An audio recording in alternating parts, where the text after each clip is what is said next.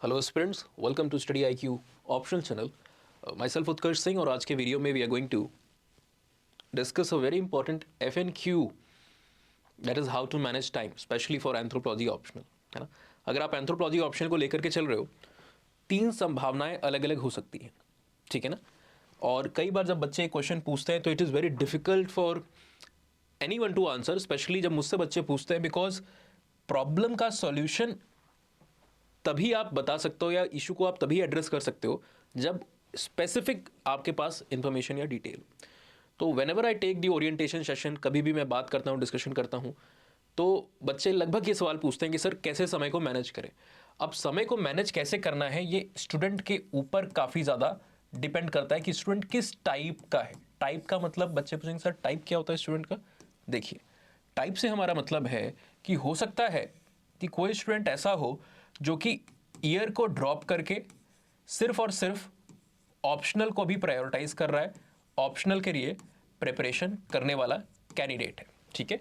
या तो उसका GS हो चुका है या तो पहले वो प्राथमिकता दे रहा है अपने ऑप्शनल को, बिकॉज ऑप्शनल कितना स्कोरिंग पोटेंशियल रखता है आई डू नॉट थिंक कि ये मुझे किसी को बताने की ज़रूरत है। अगर आप एक समय बिता चुके हो, बेसिक जानकारी आपको UPSC की है, ठीक है ना। 500 मार्क्स का आपका ऑप्शनल का पेपर है और 1000 नंबर का आपका GS के जो पेपर होते हैं वो आपको वहाँ पर देखने को मिल रहा है। और GS के पेपर से मेरा मतलब क्या है, GS के सिर्फ जो 4 पेपर उनकी बात हो रही है, इसमें हमने एस्से को नहीं इंक्लूड किया हुआ है, ठीक है ना। एस्से यहाँ पर इंक्लूडेड नहीं है, तो एस्से को हटा करके एस्से को मिलाओगे तो आप 1250 नंबर पहुँच जाएगा और फिर ऑप्शन मिला के 1715 टोटल नंबर आपका होता है, ठीक है ना। लेकिन एस्से को हटा दे तो GS के जो 4 सब्जेक्ट है ये आपके 1000 मार्क्स के। तो लग तो रहा है कि भाई कोई ज़मीन आसमान का अंतर है, ये 500 का, ये 1000 का है ना। तो जाहिर सी बात है 1000 वाले से ज़्यादा हम स्कोर कर सकते हैं, but this is a misconception of the students most number of time and I hope you do know. अगर आप स्टैटिस्टिक्स को उठा करके देखते हो, इवन टॉपर के रिजल्ट जो भी आपको दिमाग में 5 टॉपर याद हो पिछले 2 साल से, अगर आप हो या 5 साल से हो, 10 साल से हो, जो भी आपने सुने हो टॉपर्स के नाम, उन सबकी मार्कशीट को आप उठाइए और एवरेज उनके GS के स्कोर को आप खंगालने की कोशिश कीजिए। तो GS का स्कोर आपको समवेयर अराउंड 400 के आसपास,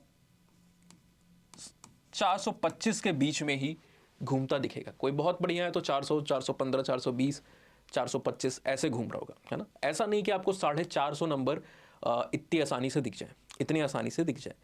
और इसका हम एक लाइव यहाँ पर कोई भी, मैं भी बिना देखे, मुझे सबके मार्क्स तो नहीं आते, लेकिन अगर रैंडमली हम सर्च करें, मान लीजिए अक्षत जैन का आपने नाम सुना होगा, हम इनका नाम इसलिए भी यूज़ कर ले रहे हैं बिकॉज आपके एंथ्रोपोलॉजी ऑप्शनल से ही ये बिलोंग करते थे, ठीक है ना। तो इनकी मार्कशीट यहाँ पर अपने आप ऑप्शन दिखाने लगा, तो हम एक बार एक्सप्लोर करते हैं ज़रा। ये 2018 में इनका ऑल इंडिया रैंक कितना आया था, 2nd रैंक आई थी। बड़ी फीट है, बड़ा एक उपलब्धि होती है। तो ये थोड़ा सा पिक्चर ब्लर है, मुझे तो दिख रहा है पर आपको शायद उतना क्लियर यहाँ पर अंदाज़ा नहीं मिल पा रहा होगा, ठीक है ना। तो हम कोशिश करते हैं, प्रयास करते हैं कि दूसरी कोई इमेज अगर यहाँ मिल जाए। अब ये भी उतना ज़्यादा क्लियर नहीं है, तो मैं आपके लिए थोड़ा सा मेहनत कर देता हूँ और यहाँ पर बोर्ड पे सामने लिखते चलता हूँ कि क्या क्या मार्क्स हैं। ये ऐसे है जिसमें इनके 123 नंबर आए, ठीक है। GS1 में इनके 99 नंबर है, 99 मार्क्स इनके GS1 के अंदर में इन्होंने स्कोर किया है। आप अपने मोबाइल फ़ोन्स पे, अगर आपको ये ब्लर लग रहा हो तो आप अपने मोबाइल फ़ोन्स पे निकाल लीजिए, देख लीजिए। यहाँ पर इन्होंने 114 स्कोर किया GS पेपर 2 के अंदर में। सिमिलरली GS पेपर 3 और GS पेपर 4 की अगर हम बात करें तो 104 और 107, ठीक है। मेरी मैथ्स उतनी बढ़िया तो नहीं है, तो इसलिए अगर हम इसको कैलकुलेट करते हैं तो ये 100, 200, 300, लगभग 425 के आसपास ये नंबर कुछ बन रहा है। 424, 425 के आसपास ये नंबर आपको बनते हुए दिख रहा है। एग्जैक्ट हम बिना एरर के इसको एक बार कैलकुलेट करते हैं तो 99 मार्क्स इनके हैं, फिर दूसरे 114 है, तीसरा 104 और चौथा 107। इन सबको मिला के वहीं जो मैंने बोला 425 के आसपास आपको आंकड़ा दिखाई देता है, ठीक है। 424 मार्क्स टोटल इनके यहाँ पर आए, 424। और इसके लिए इन्होंने कितनी मेहनत की होगी। अकेले GS1 में 3 सब्जेक्ट आपको देखने को मिल रहे हैं एंड यही सेम हाल आपको बाकी जगहों पर भी देखने को मिल रहा है, ठीक है ना। और इन 3 सब्जेक्ट में भी सेक्शंस कई सारे हैं। जैसे अगर आप हिस्ट्री को ही उठाते हो तो हिस्ट्री में like it is divided into 5 different zones, ancient, medieval, modern, art and culture भी आप जोड़ सकते हो यहाँ पर, और वर्ल्ड हिस्ट्री है। तो 5 अलग अलग एरियाज हैं। Similarly for the geography part also, ठीक है। तो सोसाइटी है वो भाई भले इकलौता है, उसको आपको ऐसा सब डिवीजन करने की जरूरत नहीं है। तो लगभग आप 1 डजन अलग अलग एरियाज को पढ़ रहे हो, और हाफ अ डजन से ज्यादा, लगभग आप 7-8 टोटली डिस्टिंक्ट सब्जेक्ट्स को यहां पर एक्सप्लोर कर रहे हो। तो एक तरफ आपके 12 फील्ड ऑफ स्टडीज हैं, और दूसरी तरफ आपका ऑप्शनल जो होता है वो 1 फील्ड ऑफ स्टडी आपको देखने को मिल रहा है, ठीक है। एक यहां पर आपको सब्जेक्ट को यहां पर लेकर के चलना होता है, कोई भी जो भी आपका ऑप्शन आप चुनते हो। तो दैट इज द इंपॉर्टेंस। तो इनके आए कितने ऑप्शन में अगर आप देख लो, मुझे तो पता है, आप कैलकुलेट करना तो कर लो। पेपर 1 में इनके 171 है, पेपर 2 में 164 है। मेरे ख्याल से 335 यहां पर बनता है, जहां तक मेरी याददाश्त है 335 बनता है। एक पेपर पढ़ के इंसान ने, एक सब्जेक्ट पढ़ के, नॉट पेपर, एक सब्जेक्ट पढ़ के 500 नंबर में इंसान 335 ला रहा है। और ऐसा नहीं कि एंथ्रोपोलॉजी का कोई बैकग्राउंड था, बैकग्राउंड इंजीनियरिंग का है। और दूसरी तरफ इतने सारे एरियाज को पढ़ के, 1 डजन एरियाज अलग अलग पढ़ के, इतनी सारी सब फील्ड, इतने सारे सब्जेक्ट को पढ़ के, पॉलिटी पढ़ रहे हो आप, एथिक्स पढ़ रहे हो आप, हिस्ट्री पढ़ रहे हो आप, इन्वायरमेंट इकोलॉजी को आप वहाँ पर पढ़ रहे हो, डिजास्टर मैनेजमेंट पढ़ रहे हो, साइंस एंड टेक्नोलॉजी को आप वहाँ पर पढ़ रहे हो, गवर्नेंस एडमिनिस्ट्रेशन को आप वहाँ पर, पब्लिक एडमिनिस्ट्रेशन को वहाँ पर पढ़ रहे हो। अपार्ट फ्रॉम दैट ज्योग्राफी पढ़ रहे हो आप, हिस्ट्री पढ़ रहे हो आप, ठीक है, सोसाइटी पढ़ रहे हो आप। तो इतने सारे डिफरेंट एरियाज को, इकोनॉमी पढ़ रहे हो, एक्सप्लोर किया, और फिर भी यहाँ पर मार्क्स में 100 नंबर से भी कम का डिफरेंस, लगभग कुछ 90, 89, 90 मार्क्स का यहाँ पर डिफरेंस आपको बनता हुआ देखने को मिला है। तो that is the precisely the importance of optional. यहाँ पर अगर आपकी पकड़ सही से बैठी तो आप वर्स्ट केस में 275, अच्छे केस में 335 तक जाते हो। तो यहाँ पर अगर आपका एवरेज बन रहा है, और ये तो अक्षर जैन साहब की बात की ना, जिनकी सेकेंड रैंक का एक ब्राइट कैंडिडेट थे, ऑन एन एवरेज 1000 में एक बच्चा जो है वो लगभग यहां पर लाता है कुछ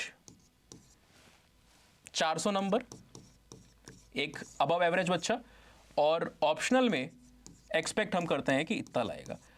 तो आप देख लो कि आपका एफर्ट जो लग रहे हैं वो कितने ट्रांसलेट हो रहे हैं सब्जेक्ट वाइज, है ना। हाँ, ये नहीं कि ऑप्शनल आसान है या फिर 2 दिन में हो गया, 4 दिन में हो गया। ऑप्शनल भी आपका समय लेता है, और अच्छा खासा समय लेता है ना। इसमें से कुछ ऑप्शनल छोटे होते हैं, जैसे फिलॉसफी ऑप्शनल छोटा है, एंथ्रोपोलॉजी ऑप्शनल छोटा होता है। ये सारे जो ऑप्शनल है ये 3 महीने 4 महीने में खत्म किए जा सकते हैं। मेरी जो कैलकुलेशन है, एंथ्रोपोलॉजी को स्टैटिक पोर्शन खत्म करने के लिए लगभग 3 महीने 17 दिन के आसपास आपको लगता है।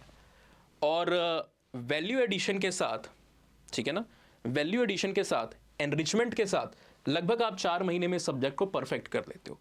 उसके बाद आपको हर दिन 15 से 20 मिनट, 25 मिनट, 30 मिनट, किसी दिन 45 मिनट, तो ऑन एन एवरेज आधा घंटा आपको देना पड़ेगा, ताकि कुछ नया आया, कुछ और जोड़ सको, कुछ और ऐड कर सको, फर्दर रीडिंग करो। ऐसा नहीं खत्म हो गया छोड़ दिया, वो करना पड़ता है आपको एक्सरसाइज स्टैटिक पोर्शन के सिलेबस के खत्म होने के बाद भी, ठीक है। पीवीटीजी के लिए कोई नई योजना आ गई तो उस योजना को आपने पढ़ा, 15 मिनट लेता है वो पढ़ने में, उसके पॉइंट्स को लिखने में आपको 10 मिनट लगे, मान लीजिए 15 लगे, तो कभी कुछ होगा, कभी कुछ नहीं होगा। तो किसी दिन हो सकता है एक भी चीज़ इंपॉर्टेंट ना मिले आपको, कुछ दिन हो सकता है आपको 3-4 मिल जाए, जहाँ पर आपको 45 क्या 1 घंटा लग जाए। तो एवरेज आपका जो लगेगा यहाँ पर इस पूरे जर्नी में, वो आधा घंटा हम मान के चलते हैं, जब आपका एक बार सिलेबस खत्म हो गया। बट वो आपको फ्रूट्स इतने देगा कि आप यहाँ पर इतने सारे मार्क्स को यहाँ पर गेन कर पा रहे हो। तो पहली कंडीशन तो ये है कि जिसने सोचा कि ऑप्शनल बहुत इंपॉर्टेंट है, पहले हम ऑप्शनल को लेकर के चलते हैं, ठीक है ना। दूसरी कंडीशन हो सकती है कि भैया यहाँ पर आपने ड्रॉप किया हुआ है, अब ड्रॉप के साथ आप जीएस प्लस ऑप्शनल दोनों को तैयार कर रहे हो, दोनों की प्रिपरेशन आप यहाँ पर कर रहे हो।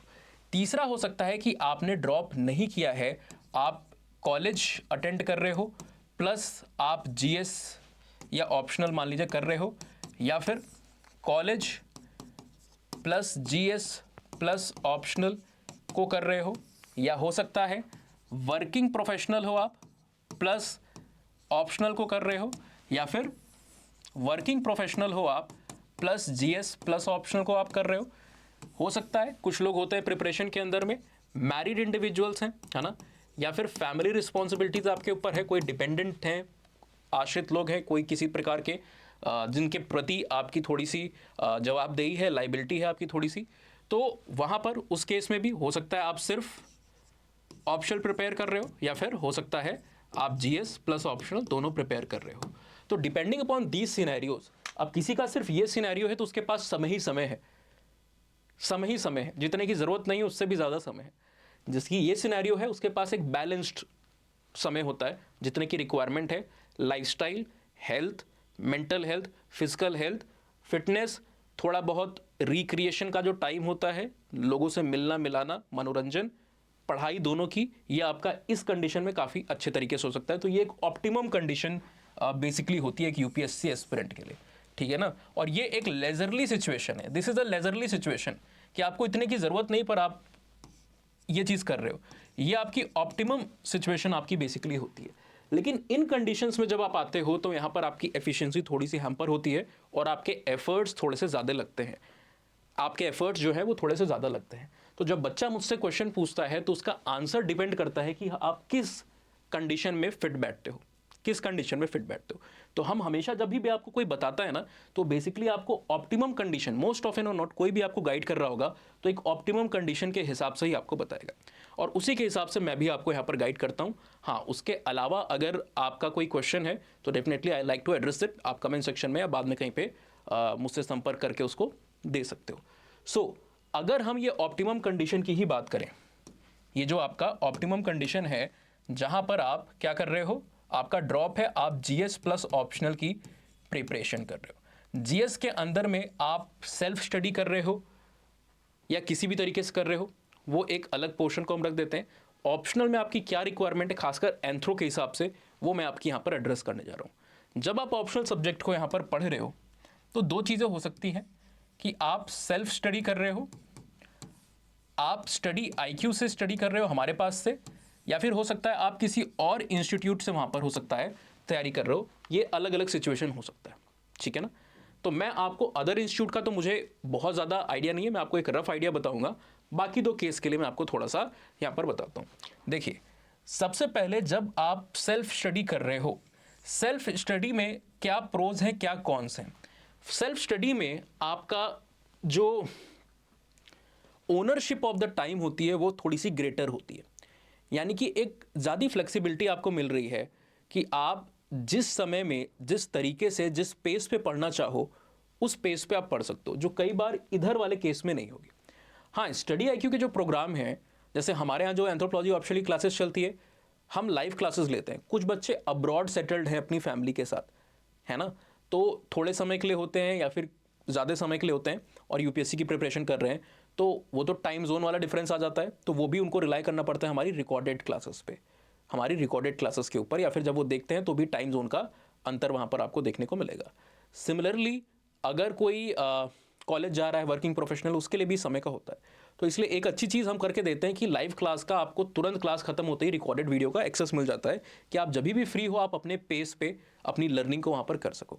तो ये बात सेल्फ में भी अच्छी होती है कि आपके ऊपर कोई एक प्रेशर नहीं आ रहा है कि क्लास में आपको डेली पढ़ना है, कोई एक यूनिट पढ़ाई है उसको आप अगले दिन नहीं पढ़ते हो, बिना पढ़े आ जाते हो क्लास में, फिर क्लास होती है फिर दूसरे दिन का भी नहीं पढ़ पाते हो, तो ये पाइलअप होने लगता है और ये आपकी थोड़ी सी एंजाइटी को बढ़ाता है। लेकिन ये थोड़ी सी अच्छी चीज़ है क्योंकि कई बार हमारे अंदर जो यूपीएससी को क्लियर करने के लिए सेल्फ डिसिप्लिन की रिक्वायरमेंट होती है वो हमारे अंदर होता ही नहीं है। तो जब तक आपको कोई बार बार पोक नहीं कर रहा है, टीचर डेली क्लास ले रहा है और आपके ऊपर भी एक मेंटल बर्डन आ रहा है कि टीचर तो आगे भागे जा रहा है, वो तो बिना ब्रेक के कोई ना छुट्टी ले रहा है ना कुछ कर रहा है और डेली पढ़ाया जा रहा है, ठीक है ना। मैं अगर उसके हिसाब से या उस पेस पे बाकी बच्चों के साथ नहीं चल रहा हूँ तो मेरा नुकसान होगा। मैंने फ़ी भी पे की है और अदरवाइज ऑल्सो जो मेरा एक टारगेट है इस ईयर में मुझे क्लियर करना है या ये मेरा इन सालों के अंदर में मुझे क्लियर करना है, वो अचीव नहीं कर पाऊंगा। तो अच्छी भी बात है, थोड़ा सा आपको मोटिवेट करके रखते हैं, एंगेज करके रखते हैं। बट कुछ लोग जो कि इस चीज़ को नहीं पसंद करते, उनके लिए शायद सेल्फ प्रिपरेशन करना एक अच्छी बात हो सकती है, ठीक है ना। लेकिन जो मेजर प्रॉब्लम यहाँ पर आती है वो बेसिकली बच्चे को यही होती है कि उसको सोर्सेज नहीं मिल रहे होते हैं सूटेबल, पढ़ना कितना और क्या है वो नहीं पता चल रहा होता है। तो टॉपर्स के एक रील शॉर्ट या वीडियो को देख करके जहाँ टॉपर ने बताया कि मैंने इस पुराने टॉपर्स के नोट को पढ़ा, मैंने उस टॉपर के नोट को पढ़ा, मैंने इस इंस्टीट्यूट के नोट को पढ़ा, मैंने यूट्यूब पे ये फर्दर लेक्चर्स देखे और मैंने ये इसके लिए ये बुक पढ़ी, उसके लिए वो बुक पढ़ी, इस सेक्शन के लिए ये बुक पढ़ी, वो आप लिख लेते हो और आप उसको फॉलो करने लगते हो।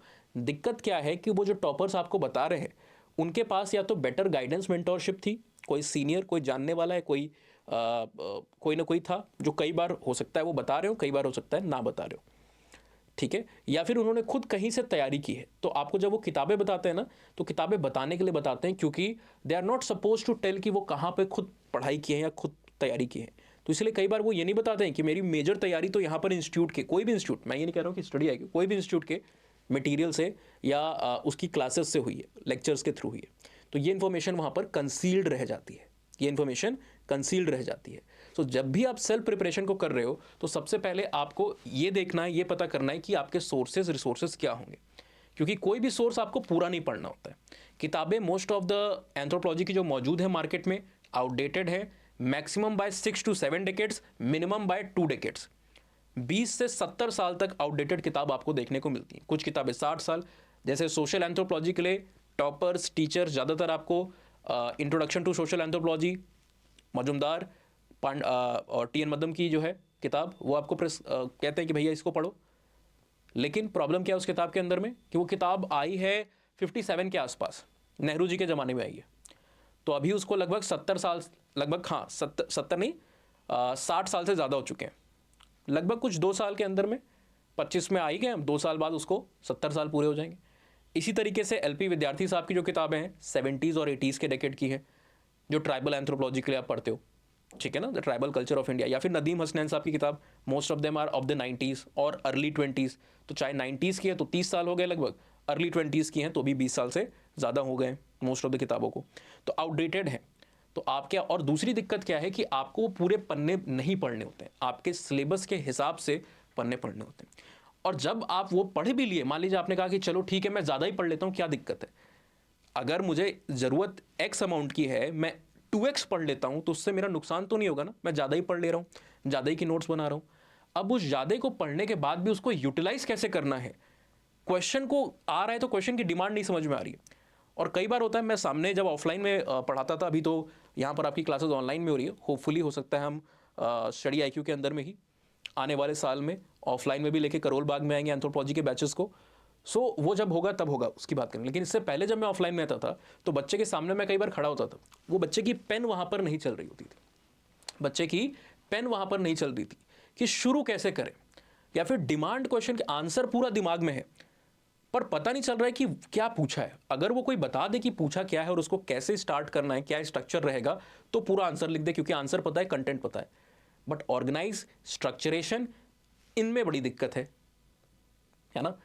तो वो चीज़ आपको नहीं पता चलती। जो पूरा आप 3-4 महीने का जो काम था, उसके लिए मिनिमम बच्चा 6 महीने, और मैक्सिमम मैंने देखा है बच्चे साल, 1.5 साल भी देते हैं। ऑप्शनल की बात कर रहा हूँ, शुरू करते हैं, बंद करते हैं, शुरू करते हैं, बंद करते हैं, प्रिपरेशन ऑन ऑफ होती है।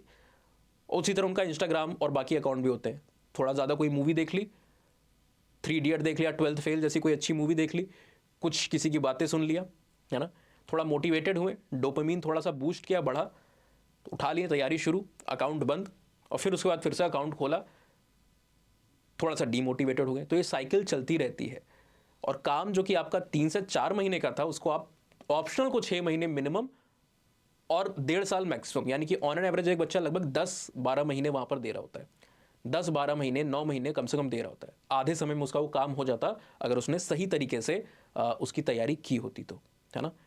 तो ये दिक्कतें आती हैं। लेकिन जब भी आप सेल्फ भी प्रिपेयर करना शुरू करो, और सिर्फ अगर आप ऑप्शनल की वहाँ पर प्रिपरेशन कर रहे हो, तो एंथ्रो को आपको 4 आवर डेली देने पड़ेंगे। 4 to 5 आवर आप यहाँ पर डेली एंथ्रोपोलॉजी को देने का काम कीजिए, जिसमें से आपके 3 घंटे जो होंगे वो स्टडी के ऊपर होंगे, 1-1.5 घंटे आप नोट मेकिंग कर सकते हो, ठीक है ना, और लगभग आप आधा घंटा वहाँ पर रिविजन करोगे। वीकेंड्स के ऊपर आपको जो समय है, ये आपका वीकडेज है, ये आपका वीकडेज है, ठीक है ना।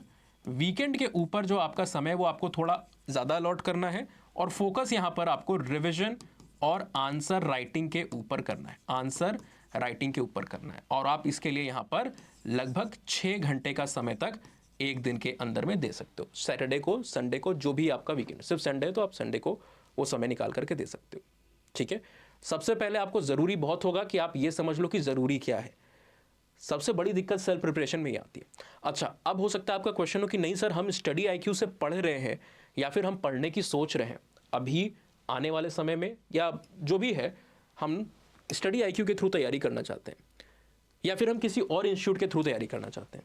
तो उनके बारे में भी आप थोड़ा थोड़ा सुन लीजिए। देखिए दूसरे इंस्टीट्यूट में ज़्यादातर क्या है, लाइव क्लासेस तो हर जगह आपको मिल रही है, आप ऑनलाइन में लेते हो, और रिकॉर्डेड वीडियो भी मेरे ख्याल से मोस्ट ऑफ द प्लेसेस में मिल रहा है। बस स्टडी IQ में अंतर क्या है कि वो रिकॉर्डेड वीडियो की वैलिडिटी हम थोड़ा ज़्यादा देते हैं।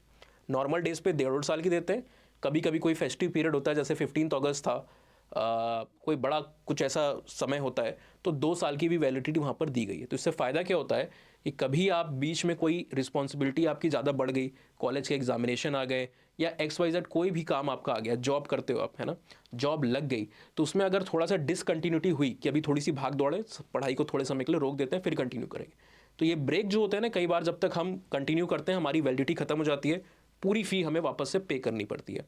और वो थोड़ा सा हमें अगर फाइनेंशियल इश्यूज़ हैं या फिर मॉडरेटली अगर नहीं भी हैं तो भी आपको अच्छा नहीं लगेगा कि अभी तो दिया था यार फ़ी, थोड़ा सा देर हुआ उसकी वजह से मुझे वापस से फ़ी देना। तो रिकॉर्डेड वीडियो हर जगह मिल रहे होते हैं, पर स्टडी IQ थोड़ा सा आपको ज़्यादा समय का फ्लेक्सिबिलिटी वहाँ पर दे रहा होता है। अदर इंस्टीट्यूट में जो आपको मटेरियल मिलता है वो यूजुअली एक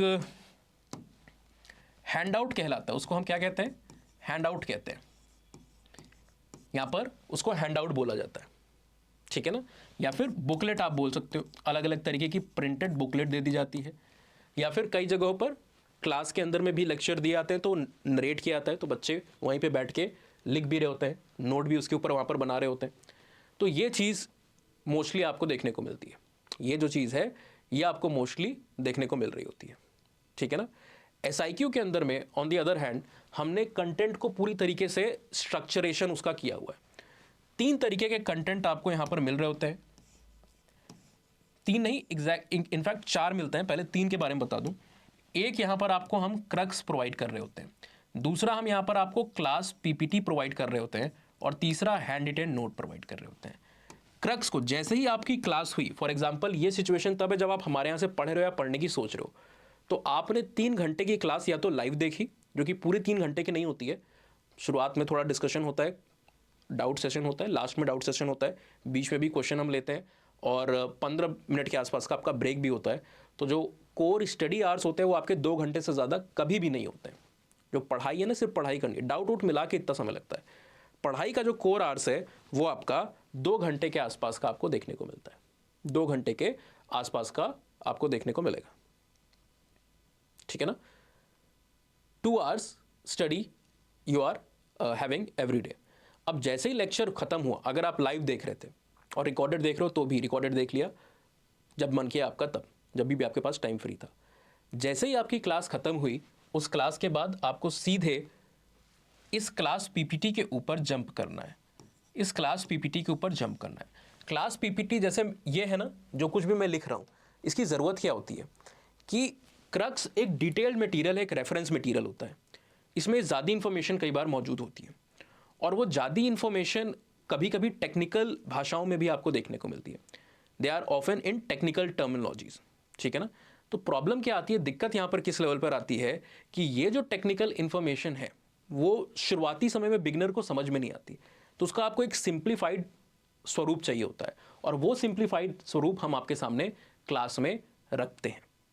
वो यहाँ पर स्लाइड्स होती हैं, PPT होती हैं, और इस तरीके से मैं ब्लैंक पेज के, जैसे वाइट बैकग्राउंड है, इस पर आपको लिख करके भी समझा और पढ़ा रहा होता हूँ। तो कई बार बच्चे को जैसे स्कूल में होता था कि टीचर इरेज ना कर दे, रब ना कर दे, है ना, तो जल्दी जल्दी लिखते रहो, फोकस है लिखने पे, टीचर की बात या कंसेप्ट को नहीं सुन रहे, और वो नहीं करोगे आप तो रट्टाफिकेशन करना पड़ेगा, जिससे आज के समय में एग्जामिनेशन नहीं क्लियर होने वाला है। सो दैट इज़ वाई ये मटीरियल आपको पूरा वहाँ पर दिया जाता है PDF फॉर्मेट के अंदर में। तो जैसे ही क्लास ख़त्म हो, आपको सबसे पहले 15 से 20 मिनट या मैक्सिमम 25 मिनट, शुरुआत में हो सकता है आपको ज़्यादा समय लग रहा होगा, 20, 25, 30 मिनट लग रहा होगा, क्योंकि पढ़ाई अभी अभी आपने शुरू की है, सब्जेक्ट को समझना शुरू किया है। लेटर बच्चे 15 मिनट से ज़्यादा नहीं लेते हैं, है ना। क्यों? क्योंकि क्लास में एक बार वो आपके बोर्ड पे चल ही रहा होता है, ये सारी चीज़ जैसे मैं बता रहा हूँ तो आपके दिमाग में जा रही है। तो क्लास के थोड़ी देर बाद जब आपने वापस, हो सकता है GS की क्लास आप करो, दोपहर में आपकी ऑप्शनल की होती है, बाद में आप GS भी करोगे, तो एक करके जब आप वापस से ऑप्शनल को लेकर के बैठो तो आपको थोड़ा सा याद होना चाहिए, थोड़ा सा आपके ऊपर एक फ्रेशनेस दिमाग में आनी चाहिए कि अच्छा ये सारी चीज़ें याद हुई थी। तो इसलिए 15 मिनट 20 मिनट आप इसको देखते हो कि क्लास में कुछ छूट तो नहीं गया, कुछ ऐसा तो नहीं लिखा है जिसमें मैंने ध्यान नहीं दिया हो, जो मुझे सही से समझ में ना आया हो। नहीं समझ में आया होगा तो उसको आप एक डायरी पे लिख लेते हो, पेन पेपर पे लिख लेते हो, और टीचर से अगले दिन पूछते हो आप, ठीक है ना। बहुत ज़रूरी होता है डाउट की भी लिस्ट बनाए रखना, जिस टॉपिक में आपको डाउट हो रहा है। कई बार वो इकट्ठा होते जाते हैं और हमारे डाउट फिर एड्रेस ही नहीं होते हैं, बैच भी खत्म हो जाता है, क्लास भी खत्म हो जाती है, अटेम्प्ट भी खत्म हो जाते हैं। तो वो गलती नहीं करनी आपको। क्रक्स के अंदर में क्या है, क्रक्स आपका सेकेंड मटीरियल रहेगा, मतलब पहले इसको 15-20 मिनट देने के बाद 5-10 मिनट का ब्रेक लिया और फिर क्रक्स के ऊपर गए। ये आपका बेसिकली रेफरेंस मटेरियल होता है, ठीक है ना। कोर मटेरियल जो कि स्टडी मटेरियल के तौर पे है, समझा दिया गया चीज़ें, बता दी गई चीज़ें, एसेंस पता चल गया, क्या आएगा क्या नहीं आएगा, कैसे क्वेश्चन पूछता है, वो सब पता चल गया आपको क्लास में।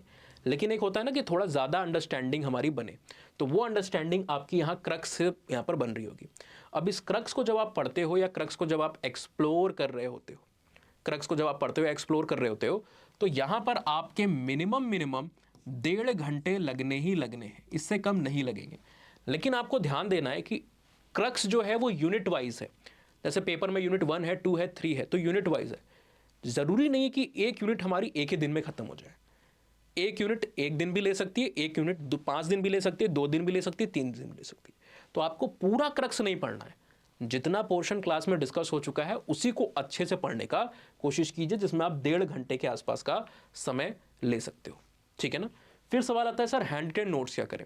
Hand written notes basically mains जिन्होंने मल्टीपल टाइम दिया है, कुछ ने इंटरव्यू दिया है, ऐसे बच्चों ने आपके लिए यहाँ पर बनाया हुआ है। जब मैं लेक्चर को ले रहा होता हूँ तो कई बार रनिंग नोट्स बनाना होता है ना बच्चों को, तो मैं मना करता हूँ कि बहुत ज़रूरी नहीं है, कुछ इंपॉर्टेंट चीज़ें उसको आप नोट करो, रफ लिए रहो, लेकिन अलग से स्ट्रक्चर्ड नोट मत बनाइए, नहीं तो नोट ही मेकिंग पे आपका ध्यान जाएगा और आप चीज़ों को सुन नहीं पाओगे, कलेक्ट नहीं कर पाओगे, ठीक है ना। तो वो रनिंग नोट आपके लिए एक इंसान जिसने एंथ्रो के साथ जिसका एक्सपीरियंस है, पेपर दिया है, 250 नंबर 300 नंबर के बीच में नंबर आए हैं अलग अलग बार, उसको ज़्यादा समझ है कि लेक्चर में बताई गई चीज़ों में ज़्यादा ज़रूरी चीज़ें कौन सी हैं, क्या नोट करना है, किसको छोड़ देना है, जिसको नोट करना है उसको किस तरीके से करना है। कई बार फ्लो चार्ट इमेजेस होती है ना, वो सब भी हमें काफ़ी ज़्यादा हेल्प करती हैं, वो सारी भी हमें काफ़ी ज़्यादा हेल्प कर रही होती हैं। क्लियर।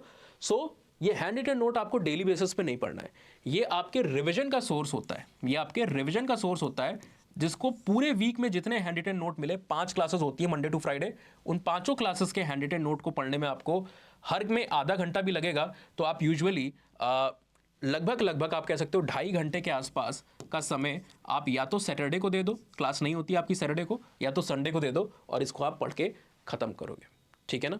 नेक्स्ट यहाँ पर जब आप देख रहे हो कि आपके 1.5 घंटे यहाँ गए और इसको मिला के लगभग 2 घंटे आपके यहाँ पर चले गए, ठीक है ना, तो बहुत समय आपके पास दिन का नहीं बचेगा अगर आप जीएस की भी क्लासेस को ले रहे हो तो, ठीक है। अगर आप जीएस की क्लासेस को ले रहे हो या वर्किंग प्रोफेशनल हो या मैरिड इंडिविजुअल हो, तो आपकी महीने में कोई ना कोई 1-2 छुट्टियाँ होंगी और आपके वीकेंड पे तो आपके पास पूरा समय है।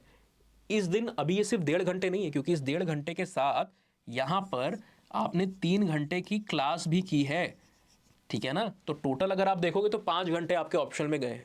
और सिमिलरली आपकी जीएस की भी क्लास चल रही होगी, हो सकता है कुछ बच्चे सीसैट की भी क्लास लेते हैं, तो वहाँ पर भी समय गया है। तो लगभग 12 घंटे आप पहले ही ऑलरेडी दे चुके हो पढ़ाई में और क्लासेस को। उसके बाद जो आपके पास समय बचा है 12 घंटे का, उस 12 घंटे में एटलीस्ट 7 घंटे तो आप सोओगे, बचते हैं 5 घंटे।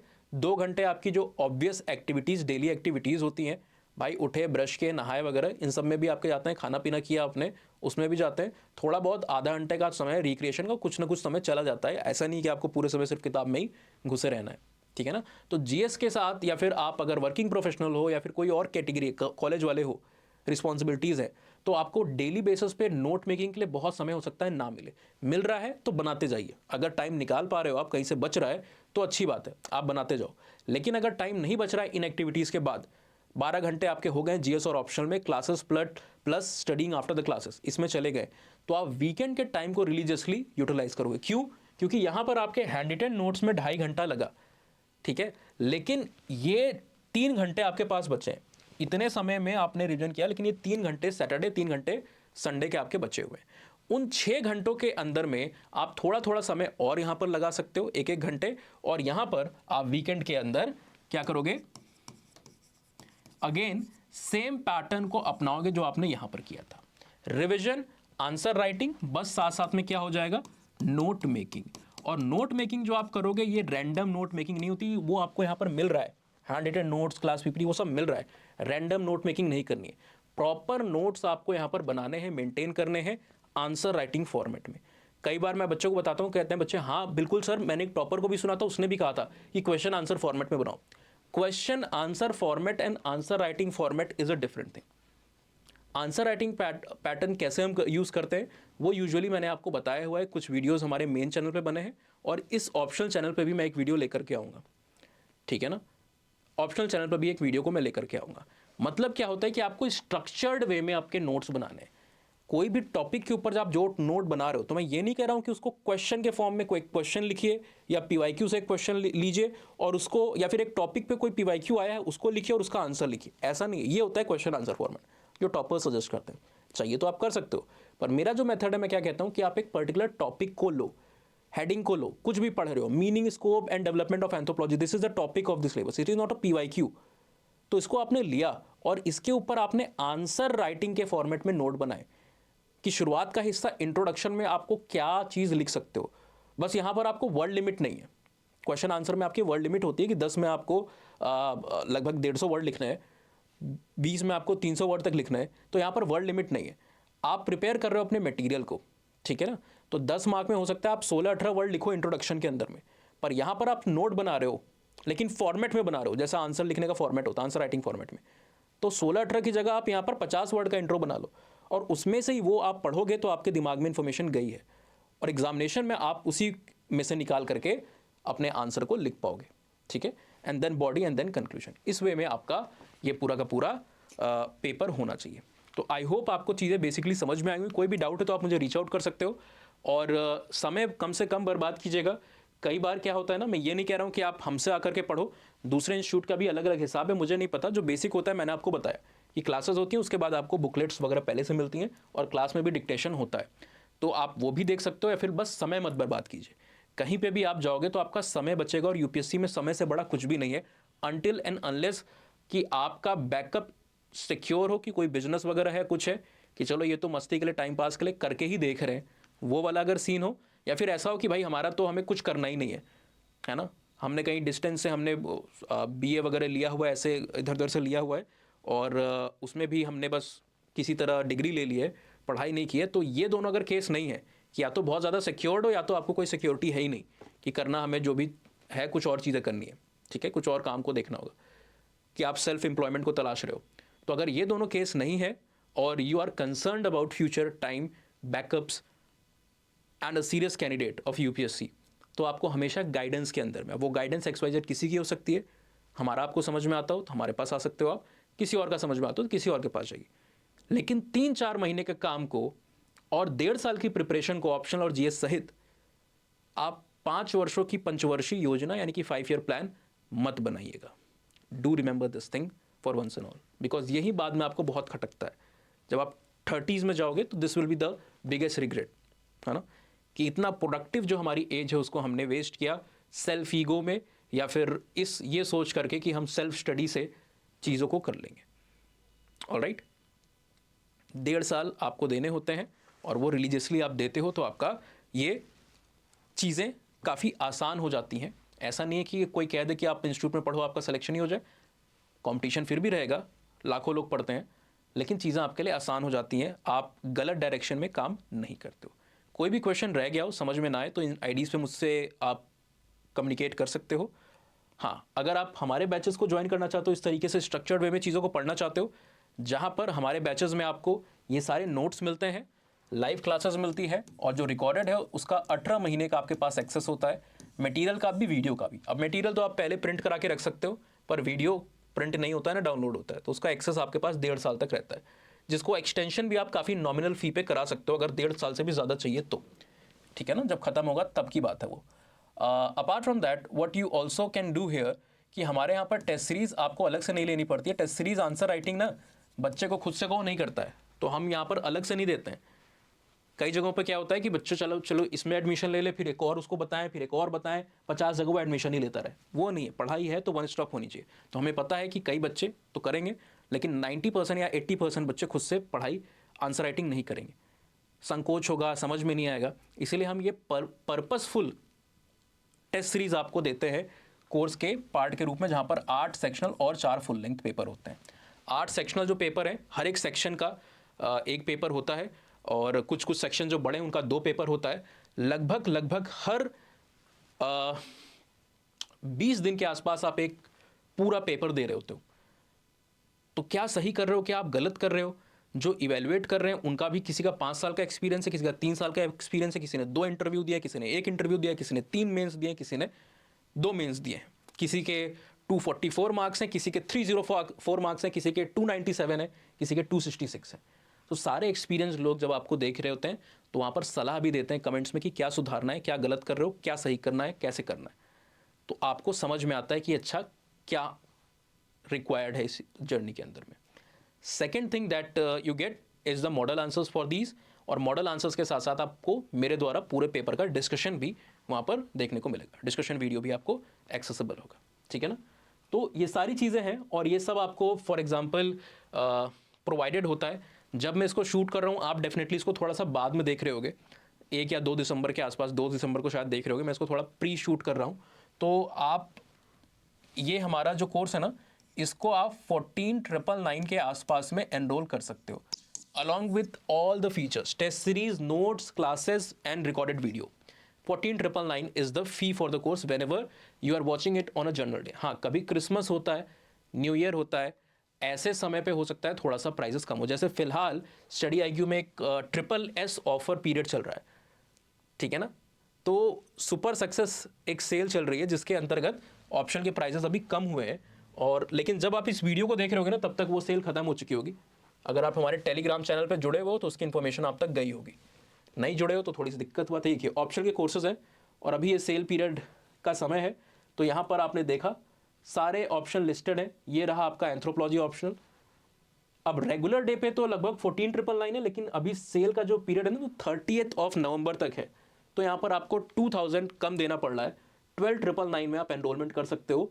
ये कोड आपको याद रखना है, ये US लाइव है ना। यहाँ पर हमने क्या किया, देखो ये ऑफर कोड अलग अलग होते हैं। कोई ऑफर कोड लगाइए, जैसे फॉर एग्जांपल लाइव कोड आपने लगाया तो यहाँ पर आपको 13,800 में मिल रहा है, लेकिन जब आप US लाइव यहाँ पर टाइप करते हो, US लाइव, तो आपको ज़्यादा डिस्काउंट मिला और 12,999 में मिला। तो लगभग 1,000 रुपये आपके एक्स्ट्रा वहाँ पर बच जाते हैं, जिससे आप कुछ किताबें वगैरह रिसोर्सेज को खरीद सकते हो, ठीक है। और ये जो कोड है ये न्यू स्टूडेंट लगाएंगे। अगर आप पहले से ओल्ड स्टूडेंट हो, स्टडी IQ के रजिस्टर्ड स्टूडेंट हो, तो आप मुझे इन दोनों में से किसी भी ID पे अपना रजिस्टर्ड मोबाइल नंबर और अपना नाम भेज के एक्स्ट्रा डिस्काउंट कोड को ले सकते हो। पुराने बच्चों के लिए एक्स्ट्रा डिस्काउंट कोड होता है, ठीक है ना।